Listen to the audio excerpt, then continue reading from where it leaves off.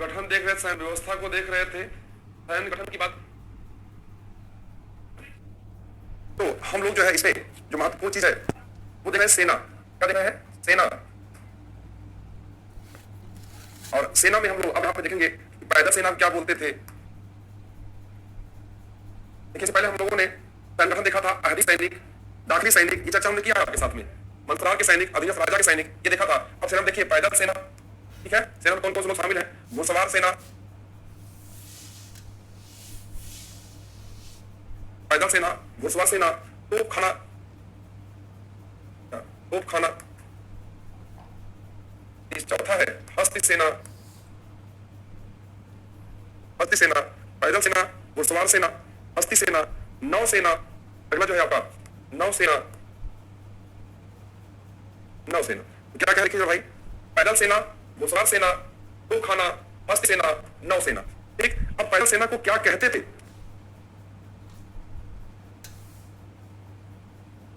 वही पैदल जो सैनिक है, जो पैदल जा रहे हैं, वही क्या कहलाते थे? पैदल सेना के लोग। घुड़सवार सेना देखिए, दो तरह के लोग थे, बरगीर, एक सिलेदार। ये बहुत इंपॉर्टेंट, ये पूछा गया सवाल, अंडरलाइन कर लीजिएगा, बरगीर और सिलेदार, बरगीर और सिलेदार। तो घुड़सवार सेना के दो भाग, बरगीर और सिलेदार। बरगीर जो सेना होती थी, इनके जो होता थे क्या, सारा सामान, सारा साज सामान, वेतन, ये सब राज्य की तरफ दिया जाता था। इसी तरफ से भाई सारा साज सामान, सारा साज सामान और वेतन, सारा साज सामान और वेतन राज्य की तरफ दिया जाता था। राज्य की तरफ दिया जाता था, सारा साज सामान और वेतन राज्य की तरफ दिया जाता था। या ऐसा नहीं कहलाते थे, बरगीर कहलाते थे। और सिलेदार कौन से कहलाते थे? इनका वेतन ये अपनी व्यवस्था स्वयं करते थे, यानी ये सरकारी सैनिक हो गए, घुड़सवार और ये प्राइवेट हो गए। ठीक, तो इनको खुद सिलना पड़ता था। ऐसा रखिए, बरगीर सारा साज सामान और वेतन राज्य की तरफ से मिलता था। जो सिलेदार है, इनको अपना खुद सिलना पड़ता था, यानी सारा सामान खुद व्यवस्था करनी पड़ती थी। ये कहलाते थे आपके सिलेदार। क्या कहलाते थे भाई? सिलेदार। स्वयं व्यवस्था करना पड़ता था, ये स्वयं व्यवस्था करते थे। सिलेदार थे, जो बरगीर थे, घुड़सवार, उनको सारा सारा साजो सामान, वेतन, ये सब राज्य की तरफ मिलता था। अगला देखिए, जो तोपखाना है, इसका जो प्रमुख है मीर ए आतिश। इसका प्रमुख कौन है? प्रमुख देखिए कौन है इनका, लिख रहा हूं, मीर ए आतिश, आतिश, मीर ए आतिश, मीर ए आतिश। ये तोपखाना का प्रमुख था, मीर ए आतिश। जो नौसेना थी, एक है आपकी हस्ती सेना, हस्ती सेना, पील खाना विभाग। क्या था ये? पील खाना विभाग था, पील खाना विभाग। और जो एक बच्चा यहाँ पे नौसेना, देखिए तोपखाना जो प्रमुख है मीर ए आतिश है, जो हस्ती सेना है, ये विभाग कौन सा? ये पील खाना विभाग है। ठीक, और जो नौसेना है, नौसेना का जो प्रमुख है उसे, चलिए मैं अभी लिख रहा हूं, उसको आगे आइए लिख देता हूं भाई, थोड़ा सा अगर ऐसे लिख लीजिए। देखिए तोपखाना उधर थोड़ा सा कम थी, मीर ए आतिश। नौसेना का प्रमुख कौन है? मीर ए बहर। ये सवाल पूछा गया है, मीर ए बहर। हस्ती सेना जो थी, पील खाना विभाग था ये, पील खाना विभाग। कौन प्रमुख था? ये नहीं मिलता है, हस्ती सेना। देखिए तोपखाना मीर ए आतिश, नौसेना मीर ए बहर।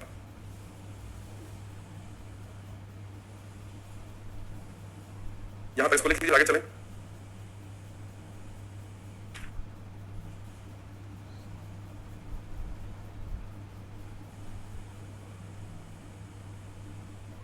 चलिए अब देखिए आगे,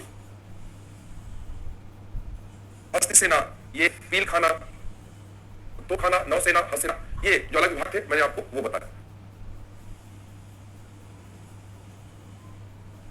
अब जब देखिएगा इसमें जो तोपखाना है, इसकी बात आप समझिएगा। तोपखाना में, चलिए मैं इसको बता देता हूं, इसका और जान लीजिए तोपखाना विभाग के बारे में, क्योंकि इंपॉर्टेंस आपने देखा है।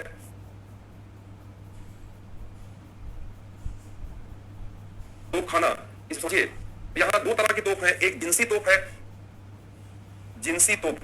जिंसी क्या होता था ये जानना है आपको, ये भारी तोप वाला विभाग था, जिंसी तोप और दस्ती तोप। देखिए इसी के दो विभाग हो रहे हैं, जिंसी तोप और दस्ती तोप। जो जिंसी तोप है वो भारी तोपखाना है, और दस्ती जो है वो हल्की तोपखाना है। जिनसी तोपखाना और दस्ती तोपखाना। जिनसी भारी तोपखाना है और दस्ती जो है हल्की तोपखाना है। ये दो विभाग थे, जिनसी और दस्ती। जो हल्की था उसमें भी कई थे, जैसे देखिए गजनाल। एक बार सवाल पूछा गया है, गजनाल, नरनाल, ये सब बता रहा हूं मैं आपको। गजनाल, नरनाल, सुतरनाल। गज माने क्या है? मतलब जो गज माने हाथी, तो जो तो हाथी पर चलाई जाए। नरनाल जो मानव पर चलाई जाए, जैसे मान लीजिए आपने ऐसे कंधे पर रख लिया तो चला दिया, वो नरनाल तो कहलाएगी। जो तो आपने हाथी के ऊपर रख दिया वह तो चला रहे हैं, गजनाल। ठीक है, तो गजनाल क्या है भाई? जो हाथी के ऊपर रख चलती थी।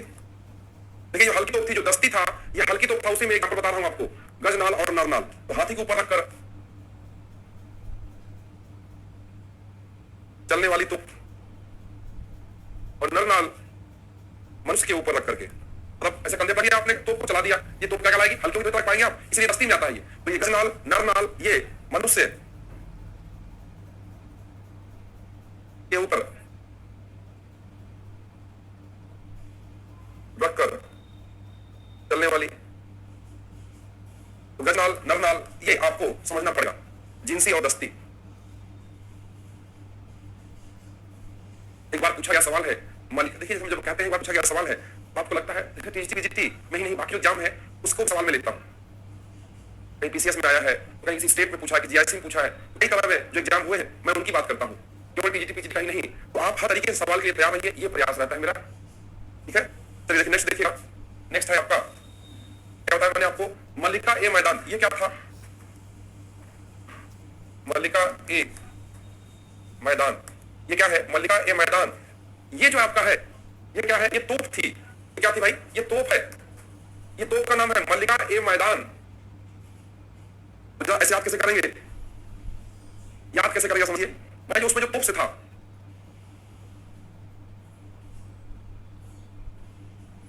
तो अब ध्यान समझिएगा इस चीज को कि मल्लिका ए मैदान ये क्या था। उस तरह सवाल पूछा गया है कि मल्लिका ए मैदान क्या है, तो ये तोप है। कैसे याद रखेंगे? जैसे मान लीजिए आज की डेट में जब भारत में जब राफेल आया तो भारत की वायु सेना में वृद्धि हुई। तो मल्लिका ए मैदान उस समय का तोप जो था उसमें सबसे ज्यादा इंपॉर्टेंट था। ठीक है, बात समझ आई? तो ये मल्लिका ए मैदान है, ये तोप था, ये सवाल पूछा गया। तो उस समय इसके पास मल्लिका ए मैदान हो, इसके पास तोप हो, तो युद्ध जीता। आपने देखा बाबर ने, आपको लिखा चुका हूं, एक बार चाहे फिर लिख सकते हैं नोट करके।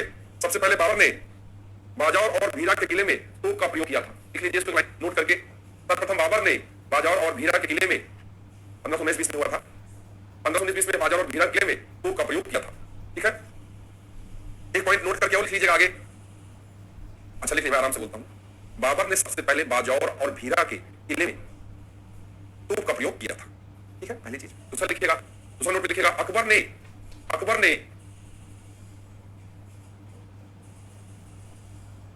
ने बियोज मतलब तोड़ने वाली, जैसे मान लीजिए पेन है तो उसको ऐसे तोड़ करके जेब में रख लेगा, ऐसी पेन है, ऐसी तोप की व्यवस्था की बनवाया था वो, इसको आप फोल्ड कर सकिए। तो बियोज मतलब तोप को आप तोड़ करके, हमारी तोप लंबी होती है भाई, लंबा ले जाना कठिन होगा, जैसे अगर आप उसको तोड़ करके मोड़ दीजिए तो ये क्या होगा आपका? तो लिखिए क्या? अकबर ने बियोज मतलब बियोज लिख लीजिएगा, तोड़ने वाली तोप का निर्माण करवाया था। तोप का निर्माण करवाया। अकबर ने बियोज मतलब तोड़ने वाली तोप का प्रयोग करवाया था। ये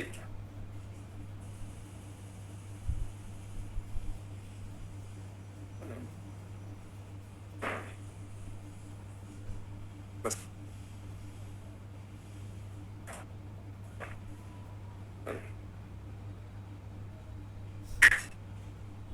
तो अकबर ने, ये हो गया तोप के बारे में। ठीक है, तो तोड़ने वाली तोप का भी इसने इस्तेमाल किया था। अब हम लोग आते हैं मनसबदारी व्यवस्था, जो बहुत ही इंपॉर्टेंट है आपको समझना और याद रखना।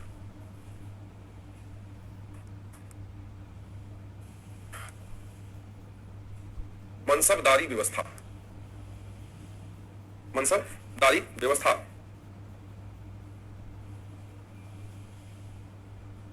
किसने शुरू किया? मनसबदारी व्यवस्था क्या थी? ये सारी चीजें देखिए क्या है, सिंपल शब्दों में लिखेगा, बिल्कुल एकदम बिल्कुल सरल शब्दों में। ये कोई पदवी या पद संज्ञा नहीं थी। यानी क्या है? मनसबदारी कोई पदवी या पद संज्ञा, कोई पदवी या पद संज्ञा नहीं थी, बल्कि कोई पदवी नहीं थी कि भाई आप कोई पदवी दे देंगे आप मनसबदार हैं, ये पदवी नहीं थी, कोई पद संज्ञा नहीं थी। तो ठीक है, इससे किसी व्यक्ति का, ध्यान समझिएगा, इससे किसी व्यक्ति की स्थिति का बोध होता था, किसी अमीर की स्थिति का बोध होता था। जरा समझिए इस बात को, मनसबदारी कोई पदवी या पद संज्ञा नहीं थी, बल्कि इससे किसी अमीर, इससे किसी अमीर की स्थिति का बोध होता था, बोध होता। जरा समझिएगा क्या मतलब हुआ इसका। मान लीजिए सपोज दैट, चलिए कमेंट में देखता हूं और ऐसे में से दो नाम भी ले लूंगा, उसको नोट कर लीजिए, पहले बता बताया समझाया, नोट करिए।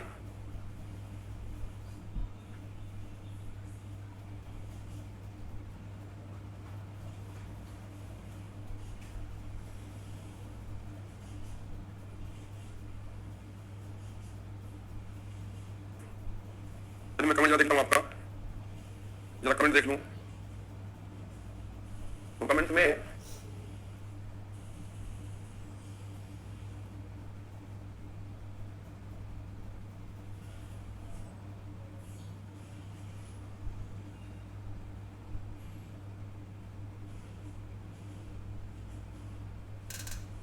क्या हो रहा है, सेट कर डलवा दीजिए। देखिए आप लोग कंफ्यूज कर रहे हैं बार बार, एक लोग, कुछ लोग कहते हैं डलवा दीजिए, कुछ लोग कहते हैं मत डलवाइए। ये बहुत अच्छे प्रश्न मैं कैसे करूं, मैं समझ आता, बार बार मैं सोचता हूं डलवा दूं, आप लोग देखते रहें, कम से कम समस्या को पूछ लें।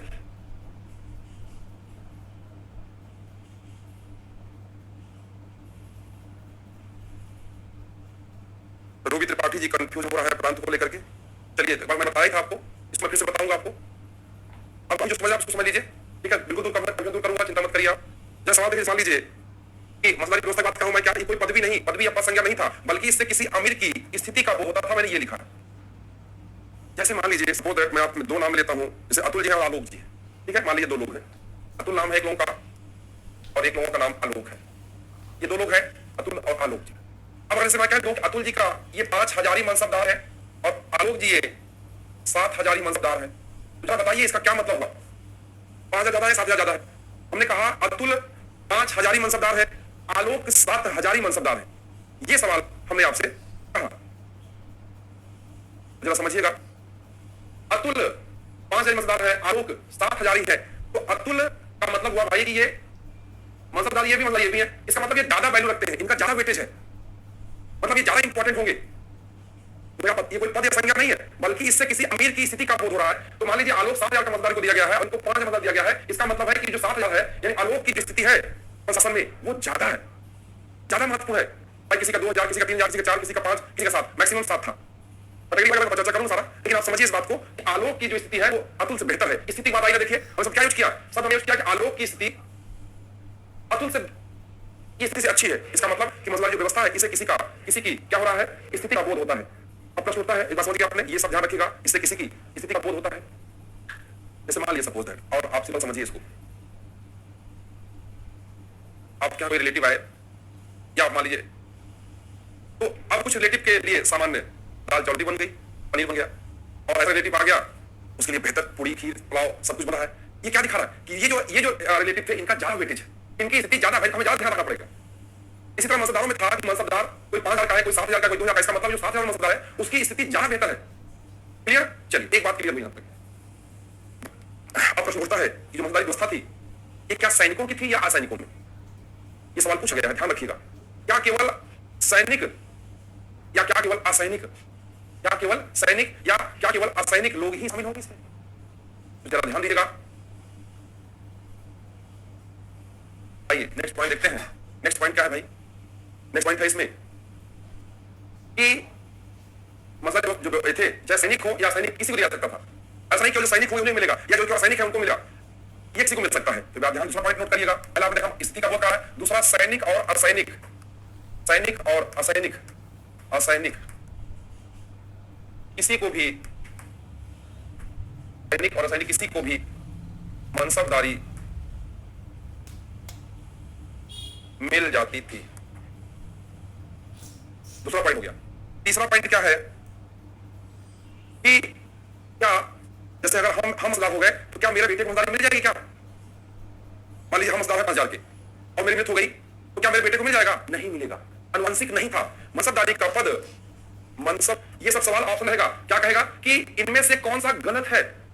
पहली चीज, इससे किसी व्यक्ति की स्थिति का बोध होता है, पहली चीज। दूसरी चीज क्या है, ये सैनिक और सैनिक किसी को मिल सकता है, दो चीज। तीसरा क्या है, मनसबदारी व्यवस्था अनुवांशिक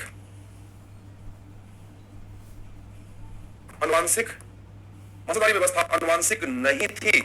ध्यान रखिएगा, बहुत ही इंपॉर्टेंट पॉइंट है ये, अनुवांशिक नहीं थी। मतलब कहने का क्या थी, ए को मिला उसके बेटे को नहीं मिलेगा। क्लियर, ये भी पॉइंट जानते रहिएगा। अगला देखिएगा, अगला क्या है, जैसे मान लीजिए कि मुझे प्रयागराज में है, रामबाग में, तो मैं मान लीजिए हम रामबाग में है, तो मुझे रामबाग की मसदारी मिल गई। तो क्या मुझे अगर एक बार मसदारी मिल गई रामबाग की, तो क्या मुझे हमेशा उसी स्थान पर रहेगा या मुझे रामबाग से सिविल लाइन भेज दिया जाएगा? रामबाग से सिविल लाइन भेजा जा सकता है, बिल्कुल स्थानांतरित ही, पर ट्रांसफर होता था। जैसे आज देखिए जो अधिकारी क्या होता है, ट्रांसफर होता ही नहीं होता। क्यों ट्रांसफर होता है? अगर एक पद जहां एक जगह बने रहेंगे तो क्या होगा, जुआ कर लेंगे, भ्रष्टाचार शुरू कर देंगे, घूस लेने लगेंगे, तो इससे क्या होगा, स्थिति गड़बड़ जाएगी। ठीक है,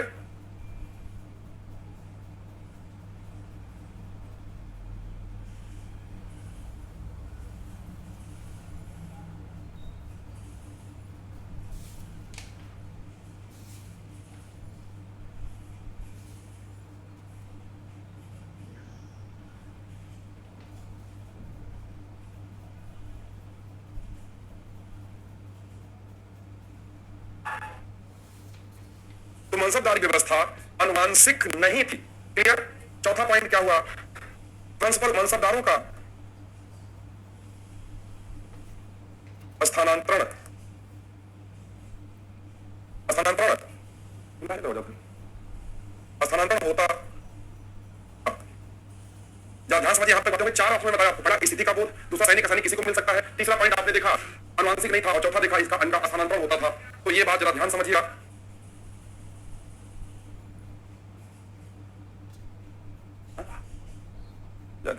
चलिए देखिए, 4 पॉइंट आपको मसदारी व्यवस्था में ये समझना है। अब इसको शुरुआत, ये तो था मसदारी व्यवस्था वाले 4 लक्षण। यही सवाल घुमा फिरा करके पूछा है, लिख देगा मसदारी व्यवस्था अनुवांशिक थी, इनमें से कौन सा गलत है, ये 4 ऑप्शन देगा। मसदारी व्यवस्था केवल सैनिकों के लिए थी, ऐसे कोई एक सवाल, एक पॉइंट गलत कर देगा। ये कठिन सवाल में से एक सवाल है। ठीक है, बात समझ आई? ये आपको समझना है। चलिए आइए नेक्स्ट पॉइंट देखते हैं।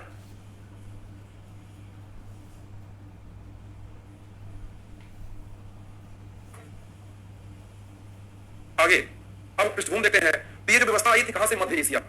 चंगेज और तैमूर, इन दोनों ने इस पद्धति को अपनाया था, चंगेजों ने भी और तैमूरों ने भी। तो मनसबदारी इसका जो भूमिका देख लीजिए। तो इसमें आप क्या देखेंगे, भाई कि चंगेज खां और तैमूर खां मनसबदारी व्यवस्था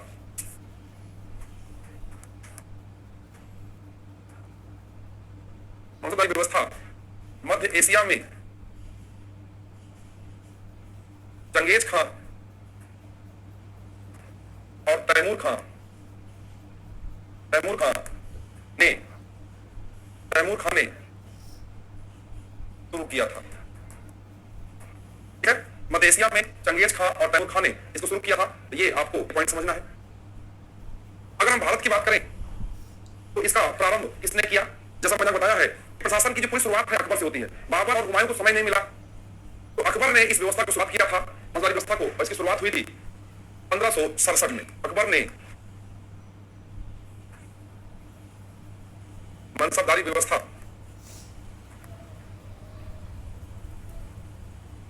की शुरुआत किया था।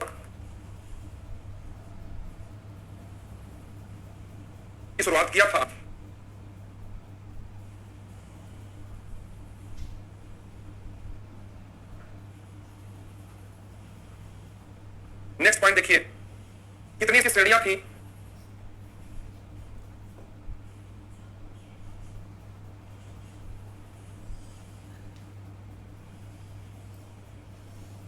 चलिए देखते हैं जरा सा। तो अबुल फजल ने मनसबदारों की 35 श्रेणी बताइए, 35। 35 श्रेणी बताया है। ठीक है, अफजल ने हमारा कितने बताया भाई? 35 श्रेणी बताया है, जो 10 से लेकर के 10,000 तक। बाद में 12,000 की भी कैटेगरी बनी थी। ठीक है, 10 जो है सबसे निम्न था, मतलब किसी को 10 का मंसन आ सकता है, सबसे निम्न कैटेगरी था, और सबसे ऊंचा 10,000। बाद में कैटेगरी बन गई थी, 12,000 की भी कैटेगरी बन गई थी। सामान्य लोगों को 5,000 का ही मंस दिया जाता था, 5,000 ऊपर नहीं मिलता सामान्य लोगों को। सामान्य लोगों को 5,000 का, हाँ अगर जो है भाई दरबार आपने देखा था खुर्रम को 15,000 का लिया था जब मेवाड़ संधि कराया था, याद आया जहांगीर ने, और जब अहमदनगर संधि करवा दिया था खुर्रम ने तो 30,000 का मंस दे दिया था। एक्सेप्शन है ये भाई, बेटा था उनका तो बेटा है, तो बेटा कुछ भी हो सकता है संभव। ठीक है, लेकिन सामान्यता जो है एक 10 से 10,000 तक होता था, और बाद में 12,000 कैटेगरी बन गई थी। जैसा बताया सामान्य लोगों को 5,000 ऊपर नहीं रखा जाता था, लेकिन 2 एक्सेप्शन है जिसमें 7,000 तक दे दिया गया है। लिख लीजिएगा, स्कूल है सामान्य